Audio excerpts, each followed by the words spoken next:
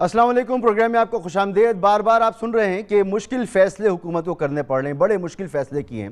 انہوں نے کتنے مشکل فیصلے کیے ہیں اس کا تو ہم آج جائزہ لیں گے ہی، لیکن اس ملک کی 22 کروڑ عوام کو جس مشکل میں انہوں نے جکڑ دیا ہے، جو ٹیکس کی بھرمار اس پر کی ہے، جو معیشت کا کباڑہ نکالا ہے، اس کی کوئی نظیر نہیں ملتی ہے۔ آئے اس لیے تھے کہ عمران خان کی حکومت نے عوام کا جینا محال کر دیا تھا، ملک تباہی کے دہانے پر پہنچ گیا تھا۔ ابھی جو یہ فیصلے ہو رہے ہیں، ملک کو ڈیفالٹ سے بچانے کی بات کی جا رہی ہے، کوئی بھی حکومت ہوتی، چاہے وہ عمران خان کی حکومت ہوتی، وہ پیپلز پارٹی کی ہوتی، وہ XYZ کسی کی بھی حکومت ہوتی، یہ PDM کی حکومت ہے، یہ فیصلے ناگزیر تھے، یہ کرنے پڑتے۔ مگر اگر یہ فیصلے آج سے 3 مہینے پہلے ہوتے، ایک اسموتھ طریقے سے ہوتے، جو ایک پورا ایک کھیل رچا گیا جس میں ایک حکومت کو باہر نکالا گیا، اور پھر جو کچھ سندھ ہاؤس میں ہوا اور جس طرح سے نکالا گیا، اس کی وجہ سے جو ایک تعطل آیا، اس کا بھی بوجھ عوام پر پڑ رہا ہے اور عوام اب اسے بھگت رہے ہیں۔ اس مشکل فیصلے کے دور میں جو مشکل فیصلے کر رہی ہے حکومت، ایک بڑا مشکل فیصلہ حکومت نے کیا تھا، نیب قانون کو بالکل اڑا کے رکھ دیا۔ کہہ تو یہ رہے ہیں کہ 80% ترامیم وہی ہیں جو عمران خان دور میں انہوں نے آرڈیننس کے ذریعے کی تھیں، لیکن اس میں ایک اہم شق جو شامل کی گئی، 3-4 شقیں ہیں جو عمران خان کے آرڈیننس میں نہیں تھی، ان کے دور حکومت کے آرڈیننس میں نہیں تھی، لیکن ایک اہم چیز یہ کہ پہلے بار ثبوت اس پر ہوتا تھا جس نے کرپشن کی ہو، جس پر شبہ ہو کرپشن کا۔ یعنی اگر کوئی شخص 2 لاکھ تنخواہ لیتا ہے، 25 کروڑ کے گھر میں رہتا ہے، 6 کروڑ کی گاڑی میں گھومتا ہے، تو اس سے سوال ہوتا تھا کہ آپ کے پاس یہ پیسہ کہاں سے آیا، اس کو یہ جواب دینا پڑتا تھا۔ وائٹ کالر کرائم کو جاننے کے لیے، اس کی تحقیق کرنے کے لیے یہ ایک آسان طریقہ تھا، اس کو اڑا کے رکھ دیا گیا ہے۔ یعنی اب کوئی آدمی اپنی حیثیت سے زیادہ خرچ کر رہا ہو، اس کا لائف سٹائل جو ہے بہت مختلف ہو اس کی حیثیت سے، اور اس سے سوال کیا جائے تو وہ بھی حمزہ شہباز صاحب کی طرح یہ کہہ سکتا ہے کہ جی میرے اکاؤنٹ میں کس نے پیسے ڈلوائے مجھے خود نہیں پتا، آپ معلوم کر لیجئے اگر یہ کرپشن کے پیسے ہیں۔ تو یہ کام کیا۔ اب یہ جو مشکل فیصلے حکومت کر رہی ہے، جس کی وہ سیاسی قیمت کی بات کر رہی ہے، اس دور میں عمران خان صاحب نے، ان کی جماعت نے نیب قانون کو سپریم کورٹ میں چیلنج بھی کر دیا ہے، اور اگلے ہفتے وہ اس پر احتجاج بھی کر رہے ہیں۔ آج اس کا اعلان بھی کیا عمران خان نے۔ جو انہوں نے جو امینڈمنٹس کی ہیں نیب کے قانون میں، آج ہم سپریم کورٹ میں وہ گئے ہیں اور چیلنج کرنے کے لیے، لیکن اگر یہ خدا نہ خواستہ، اور مجھے پورا اعتماد ہے اپنی عدلیہ کے اوپر کہ وہ یہ ظلم نہیں ہونے دیں گے پاکستان کے اوپر، کیونکہ اگر یہ کامیاب ہو گئے اس چیز پہ، میری آج ایک آپ بات یاد رکھ لیں کہ کوئی پاکستان کو دشمن کی ضرورت نہیں ہے۔ یہ جو کرنے جا رہے ہیں یہ ملک کی تباہی ہے۔ جو ایک نیب جس کا کام تھا کہ ان لوگوں کو پکڑنا، کیونکہ اس کے پاس انہوں نے سارے قانون بنائے ہوئے تھے اس کو پکڑنے کے لیے، انہوں نے وہ سب کچھ ختم کر دیا۔ اپنے آپ کو بچانے کے لیے انہوں نے ملک کے اندر دروازے کھول دیے چوری کے۔ وقت آ گیا سٹینڈ لینے کا۔ میں آپ سب کو دعوت دیتا ہوں کہ اگلے ہفتے کی شام کو میں ایک بڑا پروٹیسٹ جلسہ کر رہا ہوں پریڈ گراؤنڈ میں، اور یہ ہوگا صرف پنڈی اور اسلام آباد سے میں لوگوں کو یہاں اکٹھا کر رہا ہوں۔ میں چاہتا ہوں کہ بھرپور طریقے سے آپ شرکت کریں۔ تو ایک اور مومنٹم ہے جو عمران خان بنانے کی اب کوشش کریں گے۔ جلسوں کا آغاز ہوگا، ایک جلسہ ہو رہا ہے، اور پھر آپ دیکھیں گے کہ اس کے بعد ایک سیریز آف جلسہ شروع ہوگا، اور پھر ملک میں احتجاج شروع ہوگا۔ جماعت اسلامی ٹرین مارچ لے کے نکلی ہوئی ہے۔ ہاں، PDM میں جو شامل جماعتیں ہیں، اب مہنگائی مکاؤ مارچ ان کو یاد نہیں آ رہا، اب انہیں دھرنے یاد نہیں آ رہے، اب انہیں یاد نہیں آ رہا کہ عوام کس مشکل میں ہیں، اب انہیں یہ فیصلے جسے ان کی اپوزیشن کہہ رہی ہے بدترین فیصلے، انہیں کہہ رہے ہیں کہ یہ مشکل فیصلے ہیں جو ہمیں ملک کے مفاد کے لیے کرنے پڑ رہے ہیں۔ سیاست جو ہے اس کو قربان کر رہے ہیں اور ملک بچا رہے ہیں۔ مصدق ملک صاحب کی ذرا گفتگو سنیں۔ اب ہم یہ جو مشکل فیصلے کر رہے ہیں، آپ کے خیال میں کیا اس کی سیاسی قیمت نہیں ہے؟ آپ کے خیال میں کیا ہمیں یہ سمجھ نہیں ہے؟ لیکن ملک کو بربادی سے نہ بچائیں، ملک کو دیوالیہ ہونے دیں، جہاں پہ شری لنکا پہنچ گیا وہاں تک پہنچا دیں۔ میں آپ کو یہ بتانا چاہتا ہوں کہ 2500 ارب روپیہ صرف گردشی قرضہ ہے بجلی کا، 1500 ارب صرف گردشی قرضہ ہے گیس کا، 4000 ارب ہے 2 صرف محکموں کے اندر گردشی قرضہ، جو پاکستان کو نہیں یورپ کے بھی کسی ملک کو برباد کرنے کے لیے کافی ہے۔ تو یہ 4 سال میں بھائی کیا کیا؟ اور اب جس کو آنا ہے اس کو اس بربادی سے باہر تو نکلنا ہے۔ تو اب ہم کہتے ہیں کیا کریں؟ سیاست بچائیں یا پہلے ملک کو بچائیں؟ تو فیصلہ یہ کیا گیا ہے کہ اس کی کچھ بھی سیاسی قیمت ہو، پہلے ملک کو بچائیں گے۔ ملک کو بچائیں، عوام پر ٹیکس لگائیں، چیزوں کی قیمتیں بڑھائیں۔ مگر ماضی میں جب یہ حکومت کرتی تھی تو مہنگائی مکاؤ مارچ ہوتا تھا، پھر کہا جاتا تھا کہ پیٹرول تو اور سستا ہونا چاہیے، گیس اور سستی ہونی چاہیے، بجلی اور سستی ہونی چاہیے۔ یہ فیصلے اگر پچھلی حکومت کرتی تو وہ قابل قبول نہیں تھے۔ اس وقت یہ جائز ہیں، اس وقت حلال ہیں، اس وقت یہ حرام تھے۔ بات ہو رہی ہے کہ جی ایک کپ چائے پینا کم کر دیجئے، ملک کی معیشت کے لیے یہ بھی بہتر ہے کہ چائے آپ کم پئیں۔ مگر فواد چودھری صاحب نے آج اس پر کچھ گفتگو کی ہے کہ آپ بات تو کرتے ہیں بچت کریں، لیکن بچت آپ کر کہاں رہے ہیں؟ یہ آپ اندازہ لگائیں شہباز شریف صاحب کا کہ وہ زرداری صاحب کی جو والدہ کی فاتحہ کے لیے سرکاری جہاز کے اوپر یہاں آتے ہیں، پھر یہاں سے وہاں جاتے ہیں، ہمیں کہہ رہے ہیں کب چائے بھی نہ پئیں۔ خود وزیر اعظم جو ہیں صرف اپنے علائے سے افسوس کرنے کے لیے سرکاری، آپ اپنے ٹکٹ کے اوپر آ جائیں، کوئی پرابلم نہیں ہے، لیکن آپ جب دوسروں کو یہ بھاشن دیتے ہیں کہ آپ چائے بھی نہ پئیں، آپ کچھ بھی نہ کریں، خود آپ جو ہے وہ ساری جو ہے وہ لگژریز انجوائے کریں۔ 5 گھر جو ہیں شہباز شریف نے ان کو اپنا کیمپ آفس ڈکلیئر کر دیا، وہاں پر کروڑوں روپے جو ہیں وہ خرچ ہونے شروع ہو گئے ہیں۔ تمام خاندان جو ہے وہ اس وقت سرکاری خرچوں کے اوپر جو ہے وہ پل رہا ہے۔ مریم نواز جو ہیں وہ سرکاری وہیکلز کے اوپر، سرکاری جو اپنی تمام چیزیں ہیں، گارڈز ہیں، سیکیورٹیز ہیں، اس کے اوپر وہ اپنی عدالتوں میں جا رہی ہیں، وہ کچھ کر رہی ہیں۔ تو اگر آپ قوم سے قربانی کی توقع رکھتے ہیں تو پہلے آپ خود تو اپنی قربانی جو ہے وہ تو دیں گے نا۔ 54-55 رکنی کابینہ، اس میں کئی وزیر ایسے، کوئی 9 کے قریب وزیر ایسے جن کے پتہ ہی نہیں کہ ان کے پاس محکمہ کون سا ہے۔ ایک وزیر کے اوپر سالانہ 1 کروڑ روپے کا خرچہ آتا ہے، ہر مہینے 1 کروڑ روپے کا خرچہ آتا ہے ان کی وزارت کے اوپر۔ تو اس طرح تو بچت کے اقدامات نہیں ہوتے، یہ تو کوئی مشکل فیصلے نہیں ہوئے۔ ٹیکس جو وصول کر رہی ہے حکومت، وہ کر رہی ہے اسی طبقے سے زیادہ تر جو پہلے سے ٹیکس نیٹ میں ہے۔ بات کی جا رہی ہے زرعی قرضے پر ٹیکس کیسے لگایا جائے۔ کل مفتاح اسماعیل صاحب سے پوچھا گیا دنیا نیوز کا فلیگ شپ پروگرام دنیا کا عمران خان کے ساتھ میں کہ جی اس طبقے پر ٹیکس کیوں نہیں لگاتے، تو انہوں نے کہا جی آئینی قدغن ہے، کیونکہ اب یہ معاملہ صوبوں کے پاس ہے تو ہم ٹیکس نہیں لگا سکتے۔ تو میرا ان سے سوال یہ ہے کہ یہ صوبوں میں جو حکومتیں، یہ کیا ان کی جماعتیں مریخ پر رہتی ہیں؟ یہ پیپلز پارٹی کی حکومت نہیں ہے، یہ نون لیگ کی حکومت نہیں ہے صوبے میں، بلوچستان میں آپ کے اتحادیوں کی حکومت نہیں ہے، کیوں نہیں لگ سکتا اس طبقے کے اوپر ٹیکس؟ حفیظ پاشا صاحب میرے ساتھ ایک پروگرام میں موجود تھے، انہوں نے کہا کہ 50% جو زرعی زمین ہے اس سے زیادہ ان لوگوں کے پاس ہے، ان خاندانوں کے پاس ہے جو حکومتوں میں موجود ہیں، لیکن اس پر ٹیکس نہیں لگے گا۔ ٹیکس اس طبقے سے لیا جائے گا جو پہلے سے ٹیکس دیتا ہے، پھر زرعی شعبے کو اس پر سبسڈیز بھی دی جائے گی، پانی بھی دیا جائے گا، ٹیکنالوجی کا استعمال بھی نہیں ہوگا، سستی کھاد بھی دی جائے گی، امدادی قیمتوں پر زراعت خریدی بھی جائے گی جو زرعی اجناس ہوں گی، اور پھر اس کے بعد اسمگلنگ بھی ہوگی، پھر اس کے بعد ہورڈنگ بھی ہوگی، پھر آٹے کی قلت بھی ہوگی، پھر چینی کا بحران بھی آئے گا، اور یہ سب بھی اسی طبقے کو برداشت کرنا پڑے گا زیادہ تر جو پہلے سے ٹیکس دے رہا ہے۔ تو ٹیکس کے معاملات پہ جو حکومت کا اس وقت فوکس ہے وہ کتنا مشکل ہے، اس پر ضرور بات کریں گے۔ علی گوہر بلوچ صاحب میرے ساتھ موجود ہیں، اندلیب عباس صاحبہ میرے ساتھ موجود ہیں، محترم جناب مظہر عباس صاحب میرے ساتھ موجود ہیں، اور سب سے پہلے ہم بات کریں گے ٹیکس کے امور کے حوالے سے تو خرم شہزاد صاحب معاشی تجزیہ کار ہیں۔ خرم شہزاد صاحب آپ کو بھی بہت بہت خوش آمدید، باقی مہمانوں کو بھی خوش آمدید۔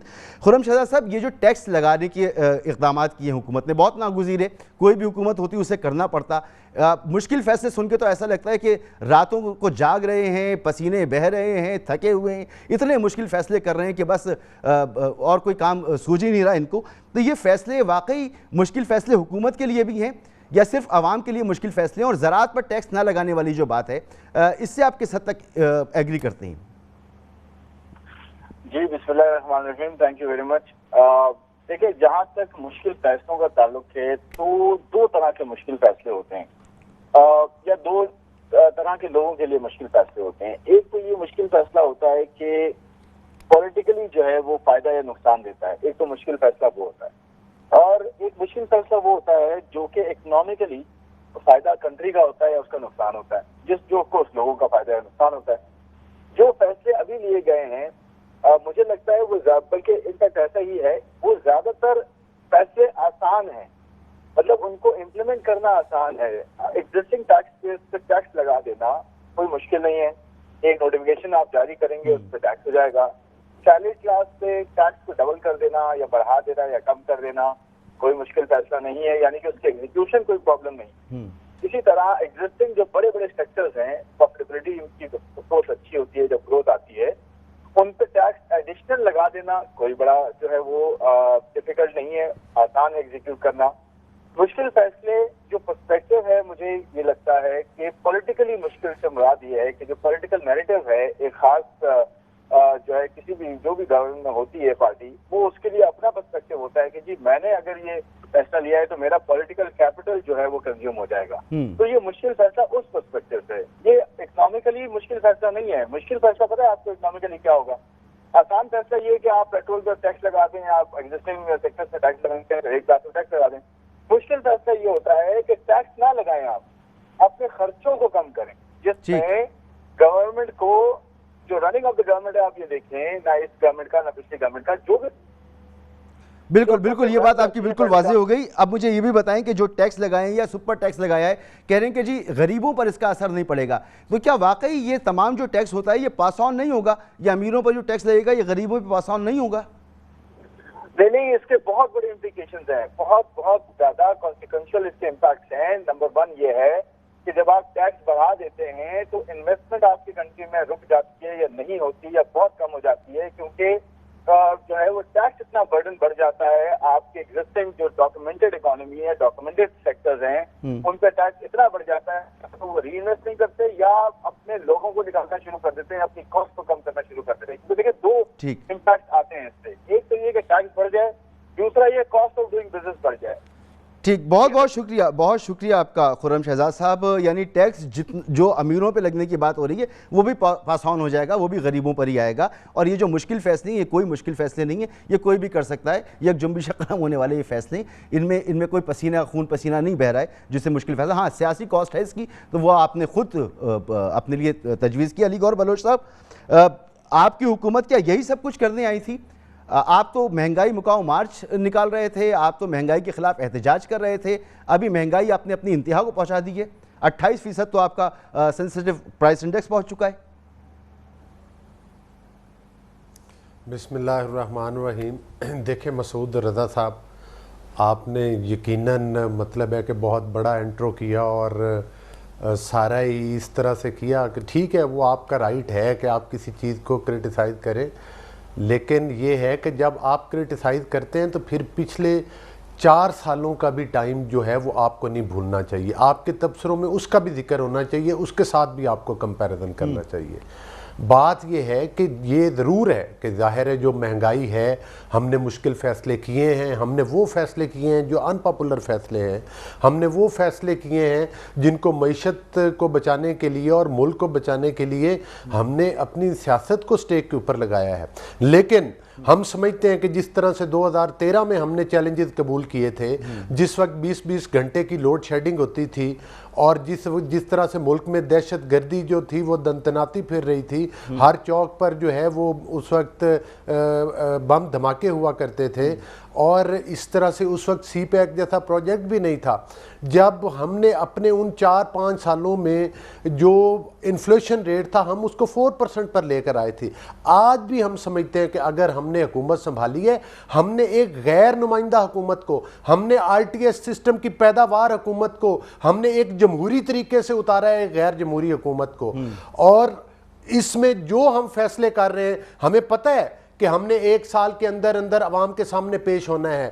ہم سے ضرور 3 مہینوں کی کارکردگی ضرور ڈسکس کریں, میڈیا پر بھی کریں, ہم سے بھی پوچھیں, لیکن جنہوں نے 4.25 سال حکومت کی ہے ان سے بھی سوال کریں یہ بھی پوچھیں گے نا, چلتی ہوئی حکومت کو اپنے گھر بھیجا ہے. میری گزارش سن لینا, تو اس لیے بھیجا تھا, یہ فیصلے تو وہ بھی کر لیتے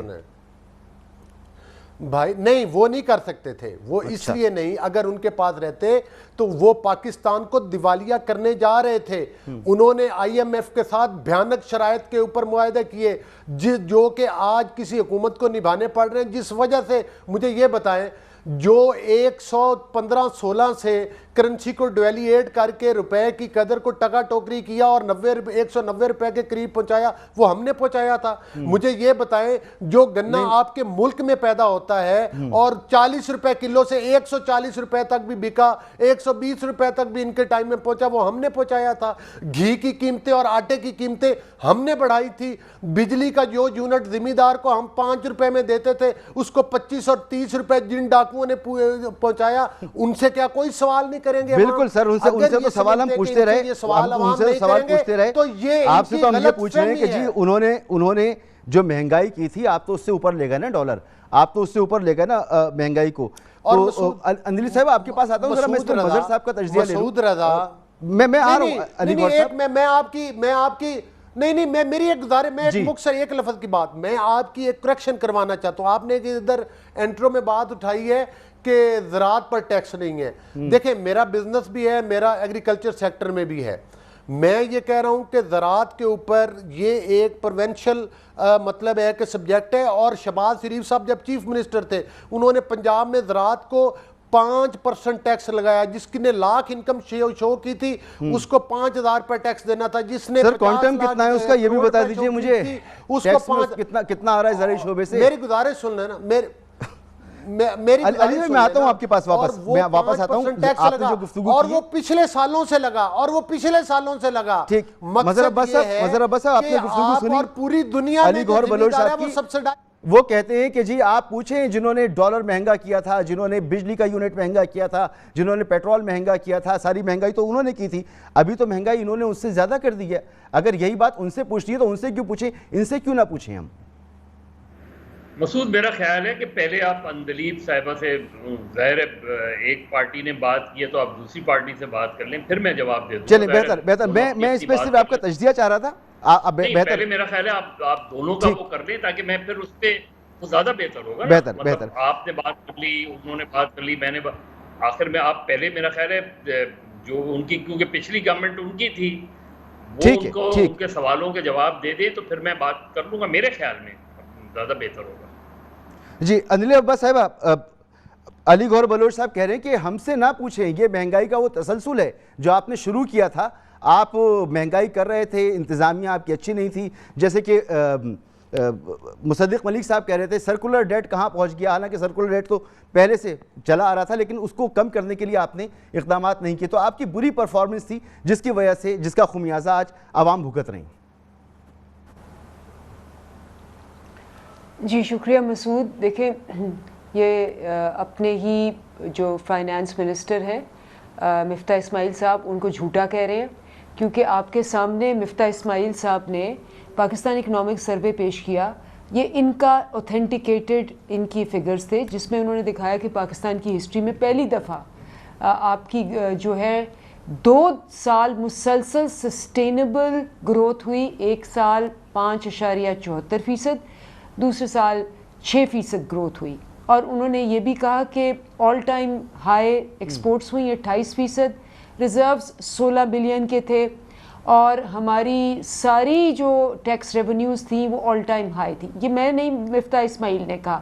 اس کے علاوہ جو ان کے گورنر ہیں جو انہوں نے اپوائنٹ کیے ہیں اسٹیٹ بینک کے، انہوں نے کہا کہ پاکستان کے اسٹڈی بن گیا، دنیا کے لیے مثال بن گیا ہے کہ کرونا کے درمیان معیشت کیسے اوپر جاتی ہے، اور انہوں نے سارے فگرز دیے.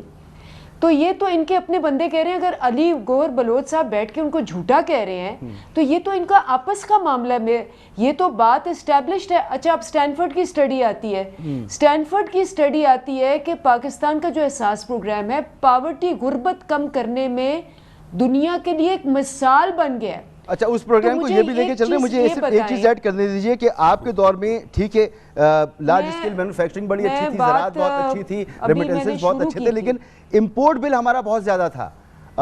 اس کے علاوہ جو سرکولر ڈیٹ ہے وہ بڑھتا چلا جا رہا تھا. بجٹ خسارہ ہمارا بہت زیادہ تھا.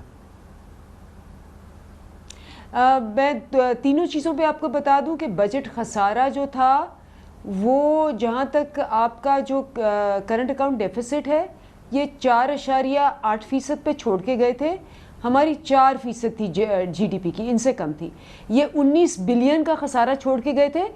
ہم 15 बिलियन पे इसलिए आए थे क्योंकि हमने वैक्सीन्स की पेमेंट्स की थी, कोरोना आया हुआ था, हम सारी चीज़ें इंपोर्ट कर रहे थे, इस वजह से वो एक जिसको कहते हैं 2 साल कोई नॉर्मल ईयर्स नहीं थे। लेकिन हैविंग सेड दैट, मेरी बात पूरी सुन लें। अब ये बात तो ठीक है, ये आके कहेंगे तो मिफ्ता इस्माइल को ही झूठा कह रहे हैं और अपने स्टेट बैंक गवर्नर को झूठा कह रहे हैं, आपस में लड़े हैं। ये बात तो इस्टेब्लिश हो गई कि महंगाई की वजह से जो इन्होंने कहा कि जी हम आए थे, 15 बंदे इकट्ठे हुए, 15 पार्टियां इकट्ठी हुई, वो तो नैरेटिव सारा इनके मुंह पे गिर गया। आते ही सबसे पहले इन्होंने क्या किया, पहले तो इन्होंने टैक्स लगाए, सुपर टैक्स लगाया, उसके बाद आके ऐलान किया कि जी मैं तनख्वाहें बढ़ा रहा हूँ 25,000 तक मजदूर की, वो भी नोटिफिकेशन वापस ले ली, वो भी झूठ था, वो कंप्लीट झूठ था। उसके अलावा इन्होंने क्या खर्चे कम किए, गरीबों के ऊपर आपने 15 दिन में 85 रुपए पेट्रोल बढ़ाया, अपने बाथरूम पे गुस्ल खाने पे, जो कि आपके टीवी ने ब्रेक किया कि शहबाज शरीफ के पीएम ऑफिस के गुस्ल खाने पे 2.2 मिलियन रुपीस खर्चे गए हैं। जो मिफ्ता इस्माइल साहब अपने शिफ्ट हुए हैं उधर मिनिस्ट्रियल एनक्लेव में, 48 लाख रुपए की सिर्फ अभी बेसिक आसाइश हुई है, और अब इनके स्विमिंग पूल पे 7 करोड़ रुपया खर्चा गया है। तो मुझे ये बताएं कि कोई बेवकूफ़ है ये 22 करोड़ अवाम जिनको नहीं पता कि क्यों आए थे ये आए नैब को बंद करने, क्योंकि इनको पता था, इनके खुद अगर ये झूठ बोल रहे थे, खुरम दस्तगीर खुद आके उन्होंने कहा जी हमें सबसे बड़ा डर था कि हमारे तो केसेस अब पकड़े जाएंगे और हम जेलों के अंदर होंगे।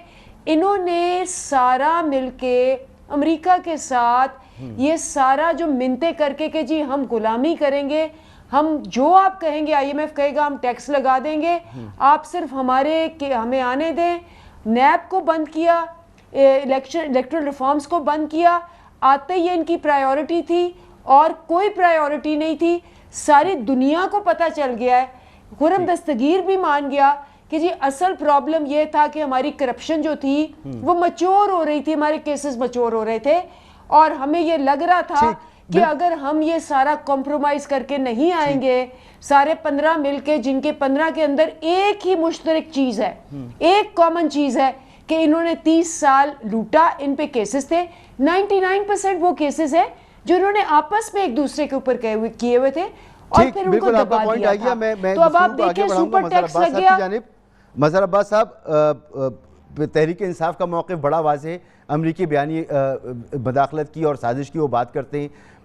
ये तो साफ नज़र आ रहा है कि जो केसेस थे उनको ख़त्म करने के लिए FIA हुकूमत के नीचे है। नैब में जो तरामीम की गई हैं वो ऐसी तरामीम कर दी गई हैं कि नैब के दांत ही निकाल दिए गए, तो ये काम तो हो गया। लेकिन ये जो महंगाई वाला मामला है, ये जो आवाम के ऊपर जो मुश्किलात हैं, ये तो PTI की हुकूमत होती शायद तब भी इसी तरह से होता, इससे कुछ कम या ज़्यादा होता, कम बेश ऐसा ही मामला होता। तो इस हुकूमत के आने का, पिछली हुकूमत के जाने का फिर और मकसद क्या है? कि मैं एक ब्रेक मुझे लेना है, ब्रेक के बाद मैं आपसे पूछूंगा कि ये हुकूमत जो आई थी क्या यही करने आई थी जो ये कर रही है? एक ब्रेक।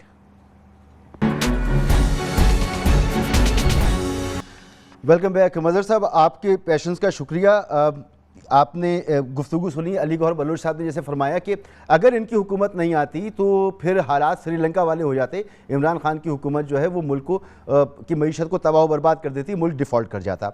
या खुर्रम शहजाद साहब जो कह रहे हैं कि ये कोई मुश्किल फ़ैसले नहीं हैं, ये फ़ैसले जो हैं आसान फ़ैसले हैं, सियासी कीमत इसकी कोई होगी, लेकिन मुश्किल फ़ैसले कुछ और करने के थे, रिफॉर्म्स करने के थे, कुछ नए वैल्यूज़ तलाश करने के थे जो इस हुकूमत ने नहीं किए। शुक्रिया मसूद। देखिए, मेरा पेशेंस तो कुछ भी नहीं है, मैं रिलेटिवली बेहतर पोजीशन में हूँ। ज़ाहिर है चीज़ें ऐसी हैं जिसमें मुझे भी, हर आदमी को डिस्टर्बेंस है कि माशी सूरत हाल किस तरफ जा रही है, लेकिन मैं जो है 2 वक्त का खाना खा सकता हूँ। लेकिन मैंने ऐसे लोग देखे हैं कि जो 2 रोटी खाते थे एक वक्त में, अब वो 1 रोटी खाते हैं, इसलिए कि नान जो है वो 20 रुपए की हो गई है। वो जो आदमी आम तौर पे, ज़ाहिर है जो मज़दूर आदमी है जो आम तौर पे 3 नान खाता था, वो अब 1 नान खाता है। मैं बिल्कुल एक आम फिगर की बात कर रहा हूँ, मैं उसमें नहीं पढ़ रहा कि मैं जो सड़कों पे जाके लोगों से बात करते हुए, और ख़ास तौर पे उस क्लास से बात करता हूँ जो क्लास डायरेक्टली हिट होती है। اور اس پہ ٹیکس ویکس نہیں لگتا، لیکن یہ ٹیکس اس کے لیے کافی ہے. یعنی اگر پچھلا دور دیکھ لیں، اس دور میں کسی ایک دور میں بتائیں کہ روٹی کی قیمت کم ہوئی ہو، کسی ایک دور میں بتائیں کہ پیاز کی قیمت کم ہوئی ہو. وقتی طور پہ چیزیں اوپر نیچے ہوتی رہتی ہیں، لیکن اس کا جو اوور آل بجٹ ہے اور اوور آل وہ ہے، تو وہ تو اب بات بھی نہیں کر سکتا. وہ اتنا ٹینس ہے کہ وہ نہ ان کو جواب دے سکتا ہے نہ ان کو جواب دے سکتا ہے. اور یہ جو سچویشن ہے یہ بہت زیادہ خوفناک سچویشن ہوتی ہے کہ جب آپ کا نظام پر سے اعتبار اٹھتا چلا جائے. یہ جب وہ دیکھتا ہے، ظاہر ہے ٹیلی ویژن ہر کوئی دیکھتا ہے، کہیں ہوٹل میں بیٹھ کے دیکھتے ہیں، کہیں اور دیکھتے ہیں، تو اسے ڈپریشن ہوتا ہوگا کہ یہ لوگ جو بات کرتے ہیں غریب کی، اس کی بات کرتے ہیں، یہ لوگ خود کون سی گاڑیوں میں بیٹھ کے جاتے ہیں، کس طریقے سے لمبی لمبی پروٹوکولز، اور یہ کوئی ایک وقت کی کہانی نہیں ہے. اب آ جائیں اس بات پہ. مسئلہ یہ ہے کہ یہ سری لنکا بنتا نہیں بنتا، آپ کو یہ عدم اعتماد کی ضرورت کیوں پیش آئی؟ اور اگر مسئلہ صرف معاشی تھا تو صرف معیشت پہ زور دینا چاہیے تھا. یہ جو باقی ریفارمز کرنے آپ بیٹھ گئے، باقی چیزیں کرنے بیٹھ گئے، اس کی کیا ضرورت تھی؟ سری لنکا بننے والا تھا نا پاکستان آپ کے نقطۂ نظر سے، تو کسی اور چیز کی ضرورت تھی اس کے بعد؟ سری لنکا اگر بننے جا رہا تھا تو یہ کیبنٹ 5 یا 6 لوگوں پر مشتمل ہونی چاہیے تھی. یہ اگر سری لنکا بننے جا رہا تھا تو سرکاری گاڑیوں پر پابندی لگا دینی چاہیے تھی، سب اپنی اپنی گاڑیوں میں آتے. تو یہ جو بھاشن ہے، اور یہ صرف میں کہہ رہا ہوں کہ آج یہ دے رہے ہیں، کل اگر ہم آج سے 1 سال پہلے 1.5 سال پہلے پی ٹی آئی کے منسٹرز پیٹرول کی قیمتوں کو ڈیفینڈ کیا کرتے تھے جب بڑھایا کرتے تھے. مجبوری بھی ہوگی، ضرورت بھی ہوگی، لیکن وہ جو گیپ ہے نا، وہ جو مڈل کلاس کا گیپ ہے، لوور مڈل کلاس کا گیپ ہے ایلیٹ کلاس سے، وہ بڑھتا جا رہا ہے. اور یہ جو بڑھتا ہوا وہ چیزیں ہوتی ہیں پھر خطرناک ہوتی ہیں. اور یہ ان ساری سیاسی جماعتوں کو کے لیے سوچنے کا مقام ہے. آپ 6 مہینے بعد کیا سچویشن ہوگی، میں آپ کو گارنٹی سے دیتا ہوں کہ 1 سال بعد نان جو آج 20 روپے کی ہے وہ 30 روپے کی ہوگی. اگر مجھے یہاں کوئی کمٹمنٹ دے دے کہ نہیں ہوگی، اگلے سال تک سچویشن ہو جائے گی، تو میں اپنی غلطی مان لوں گا. مہنگائی میں نے اس ملک میں کم ہوتے ہوئے نہیں دیکھی، بڑھتے ہوئے دیکھی ہے. اس لیے کہ اس کا بہت زیادہ تعلق ایڈمنسٹریٹو میجر سے ہے، گورننس سے ہے. یہ جو تعلق ہے، دوائیں جو مہنگی ہوتی ہیں، جہاں حکومت مہنگی کرتی ہے وہ تو اپنی جگہ ہے. جو ڈرگ انسپیکٹرز ہوتے ہیں، جو فوڈ انسپیکٹرز ہوتے ہیں، اور بارہا میں یہ بات کہتا ہوں کہ بہت سی چیزیں ایڈمنسٹریٹولی ٹیکل ہو سکتی ہیں، نہیں کرتے. جو فوڈ انسپیکٹر ہے وہ جا کے سب کے بھتے بندھے ہوئے ہیں، جو ڈرگ انسپیکٹر ہے اس کے بھتے بندھے ہوئے ہیں، تو وہ وصول تو آپ سے کیا جاتا ہے. اب یہ سپر ٹیکس کا وہ ٹرکل ڈاؤن افیکٹ کہاں آئے گا؟ عام آدمی پر آئے گا سر. جس فیکٹری پہ، جس انڈسٹری پہ آپ لگائیں گے یہ ٹیکس، وہ کس سے وصول کرے گا؟ کس کی چھانٹی کرے گا وہ؟ مجھے نہیں، میں تو ماہر معاشیات نہیں ہوں، لیکن جو گراؤنڈ پہ سچویشن نظر آ رہی ہے، as a democrat, as a once student activist, انتہائی ڈپریسنگ ہے جی. اور اسی لیے میں نے کہا کہ ان سے آپ گفتگو کر لیں تو بہتر ہے ان سے، کیونکہ مجھے to be very honest I am very disappointed. Mazhar صاحب، اکثر لوگوں کا یہی حال ہے اس وقت کے جو صورتحال ہم دیکھ رہے ہیں. آپ کو یاد ہے کہ میں وقتاً فوقتاً انہی ایشوز کو کور کرتا رہا ہوں. ایک طویل عرصہ میں نے گزارا ہے کہ ایڈمنسٹریٹو معاملات، سوشو اکنامک ایشوز کو میں اٹھاتا رہا ہوں، اور میں نے ہمیشہ اس کو ہائی لائٹ کیا ہے. لیکن بدقسمتی کی بات یہ ہے کہ اب ہماری اشرافیہ کو، ہمارے صاحب اقتدار لوگوں کو اس سے فرق ہی نہیں پڑتا کہ کہاں کتنی کرپشن ہے، کہاں بد انتظامی ہے، اسے کیسے ٹھیک کیا جائے. جو چل رہا ہے ویسے چل رہا ہے. تو علی گوہر بلوچ صاحب، یہ مشکل فیصلے تھے. ایڈمنسٹریٹولی آپ کو ٹھیک کرنا تھا. نیچے جو ایک عام آدمی کے ساتھ ہوتی ہے نا کہ کس طرح سے اس کو 2 نمبر چیزیں بیچی جاتی ہیں، کس طرح سے اسے ہورڈنگ کا شکار، جو مہنگائی آپ نے کر دی وہ تو کر دی، لیکن اس کا جو اور زیادہ افیکٹ ہوتا ہے اس کو کنٹرول کرنا تھا. اب آپ بتائیں، آپ کا اتحاد ہے پیپلز پارٹی کے ساتھ، پیپلز پارٹی کی جو یہ حکومت ہے، جب آج سے 2007-2008 میں کراچی کا میئر جو ہے وہ نیوز ویک کے پیج پر تھا، دنیا کا بہترین میئر تھا. آج 2022 ہے، پاکستان کا سب سے بڑا شہر، سندھ کا سب سے ایڈوانس شہر، دنیا میں تیسرے یا چوتھے نمبر پر بدترین شہر ہے اس وقت رہائش کے حساب سے. تو یہ پرفارمنس ہے، اس کے ساتھ آپ کیسے آگے بڑھیں گے اور کیسے آپ لوگوں کو یقین دلائیں گے کہ آپ نے مشکل فیصلے کیے ہیں؟ سر مسعود رضا، گزارش یہ ہے کہ ایک تو جب آپ ٹائم دیتے ہیں تو اس میں آپ سے یہ ضرور ریکویسٹ کروں گا کہ ٹائم آپ ایکول نہیں دیتے. جو ہماری پولیٹیکل آپ بات کریں، آپ کو شکایت نہیں ہوگی، آپ نمائندہ بیٹھی ہیں، میں آپ کے سامنے بیٹھا ہوں. ہاں، آپ نے پہلے بھی کافی آلموسٹ مجھے ہاف ٹائم دیا. دیکھیں، گزارش یہ ہے، یقینی طور پر آپ ایک صحافی ہیں اور مظہر عباس صاحب جو ہے وہ ایک تجزیہ کار ہے، وہ آپ لوگ اپنا مکمل حق رکھتے ہیں اپنی رائے دیں. لیکن المیہ یہ ہے کہ جن چیزوں کا ذکر، جن برائیوں کا ذکر، جن میں سمجھتا ہوں کہ معاشرے کی خامیوں کا ذکر مظہر عباس صاحب کر رہے ہیں، وہ پھر ہر شعبہ زندگی میں ہے. وہ صحافت میں بھی ہیں، وہ عدلیہ میں بھی ہیں، وہ اسٹیبلشمنٹ میں بھی ہیں، وہ سیاستدانوں میں بھی ہیں. پھر یہ بھی ایک زیادتی ہے کہ صرف ایک شعبہ کی اور ایک پارٹی کی چیزیں گنوائی جاتی ہیں. اور جن لوگوں نے 4 سال ملک میں سیاسی انتشار پھیلایا، جن لوگوں نے ووٹ چوری کیے، جن لوگوں نے پاکستان میں کرپشن کے نئے ریکارڈ قائم کر کے جو ہے پاکستان کو تباہ و برباد کیا، ان کے اوپر کلیئرلی الفاظ نہیں بولے جاتے. معذرت کے ساتھ، جس طرح سے کہ مظہر عباس صاحب اور آپ پورا حق رکھتے ہیں کہ میری باتوں سے اتفاق کریں یا نہ کریں، میں بھی مکمل حق رکھتا ہوں کہ میں مظہر صاحب کی اور آپ کی باتوں سے اتفاق کروں یا نہ کروں. دوسری گزارش میں یہ کرتا ہوں کہ ابھی جب آپ نے جو ہے سوال یہ پوچھا تھا ہماری کولیگ سے کہ ان کی کارکردگی کے بارے، انہوں نے اپنی کارکردگی نہیں بتائی، وہی چند ڈھکوسلے گنے ہوئے کہ یہ ہو گیا تھا، وہ ہو گیا تھا، ہماری وہ برائیاں کر رہی تھیں. میں آپ ہی سے بات کر رہا ہوں، کسی اور سے نہیں کر رہا. میں صرف عرض کرنا چاہ رہا ہوں، آپ نے کرپشن کے ریکارڈ کی بات کی. میں دیکھیں وقت محدود، اس کرپشن کے جو انہوں نے ریکارڈ قائم کیے، یہ آپ کا 4تھا مہینہ ہے. سر کوئی ایک تو آپ کیس بنا کے لائیں نا کہ یہ کرپشن کے ریکارڈ سے کہیں تو میں اسی طرف آ رہا ہوں چونکہ ٹائم مختصر ہے. دیکھیں، گزارش یہ ہے ہماری پارٹی کا اور ہماری لیڈرشپ کا اور میرا بھی یہ موقف ہے کہ عمران احمد نیازی پہلے بھی اس سسٹم کا لاڈلا تھا، آج بھی اس سسٹم کا لاڈلا ہے. یہی وجہ ہے کہ اس سے کسی نے نہیں پوچھنا کہ تم نے ادویات سے اربوں روپے کما کے اپنے حواریوں کے ذریعے اس کی قیمتیں کیوں بڑھائیں.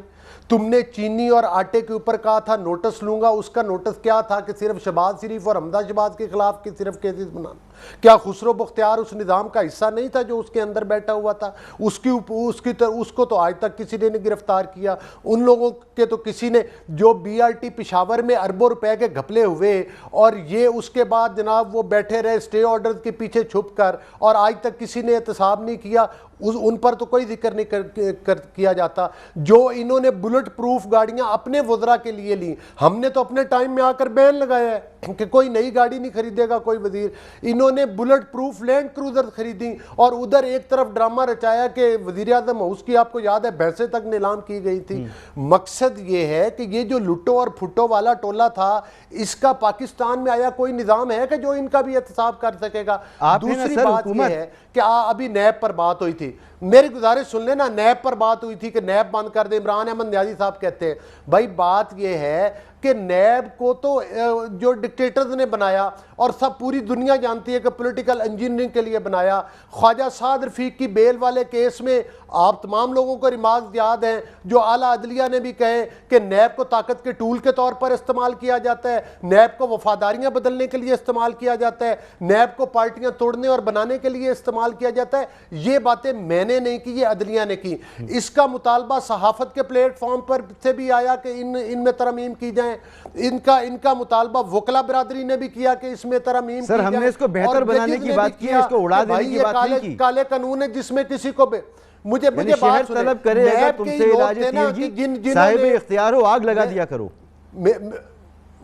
میری گزارش سن لینا. آپ نے اچھا شاعری کرنا ضرور آسان کام ہے, عملی طور پر کچھ کرنا مشکل ہے. اساتذہ کو, وائس چانسلر کو ہتھ کڑیاں لگا کر عدالتوں میں پیش کیا گیا, لوگوں نے خودکشیاں کی اس نیب کی کسٹڈی میں رہتے ہوئے. بات یہ ہے کہ احتساب کریں, سب کا کریں, لیکن جب آپ احتساب کی بات کرتے ہیں تو پھر کرونا کے اس فنڈ کی بھی کریں جو اربوں روپے باہر سے آئے. اور سر میں تو عرض کر رہا ہوں آپ سے ہاتھ جوڑ کر کہ آپ حکومت ہیں, کریں نا, دکھائیں نا, آپ دکھائیں. بھائی ہم حکومت ہیں, ہم نیب نہیں ہیں, ہم حکومت ہیں. آپ بے بس ہیں اندلی بابا صاحب, آپ لوگ ابھی بھی سسٹم کے لاڈلے ہیں, اور یہ جو حکومت ہے یہ ابھی بھی بے بس ہے. ہم حکومت ہیں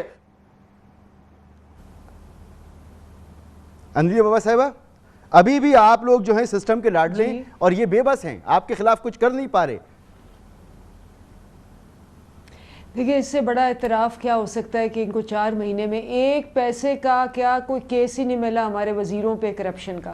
کیونکہ دیکھیں آپ نے خود کہا, ہمارے اینالسٹ نے بھی کہا کہ آتے انہوں نے کیا کیا, انہوں نے تو نیب اور الیکٹرل ریفارمز بند کیے. اگر یہ آتے اور یہ ملک کے لیے 3 مہینے 4 مہینے کچھ کرتے, سب سے پہلے تو یہ پوری کیبنٹ لے کے ایک کرمنل کانوکٹ کے پاس 2 کرمنلز بیٹھے ہوئے ہیں جس کو اسٹیٹ وانٹڈ ہے, اشتہاری ہے اور مجرم ہیں وہ. سپریم کورٹ نے ان کو کہا کہ بے ایمان, بددیانت اور جھوٹے ہیں. وہاں ساری کیبنٹ لے گئے, ان کانوکٹس کے بیچ میں بیٹھ کے پاکستان کی اکنامک پالیسی کا ڈیسیشن ہو رہا ہے. 1.5 مہینے کچھ نہیں کیا. اس کے بعد واپس آئے, 5 دورے کیے, اپنے باتھ روم پہ کروڑوں روپے لگائے, اور اس کے بعد tax, super tax, professional tax, income tax, ٹیکسوں کی بھرمار کر دی. اب بیٹھ کے نیب بند کر کے بیٹھے ہوئے ہیں اور یہ سمجھتے ہیں کہ آپ, ہم سب اور 22 کروڑ عوام جو ہیں وہ اندھے ہیں, بہرے ہیں, ان کو نہیں پتا کہ یہ کس لیے آئے ہیں, کس کی ایما پہ آئے ہیں, کس کے کہنے پہ آئے ہیں اور کیا کرنے آئے ہیں. لیکن بات یہ ہے کہ یہ ہے تو بہت مشکل وقت پاکستان کے لیے بھی, اور اسپیشلی ہماری جماعت کے لیے بہت مشکل وقت ہے. جو کچھ ہو رہا ہے اس وقت ہمارے بائی الیکشنز کے اندر, جس طرح سے یہ لوگ, میرے پہ آپ سوچیں مسعود 6 کیسز ہیں, 4 کیسز میرے پہ دہشت گردی کے ہیں, 1 کیس میرے پہ قتل کا ہے.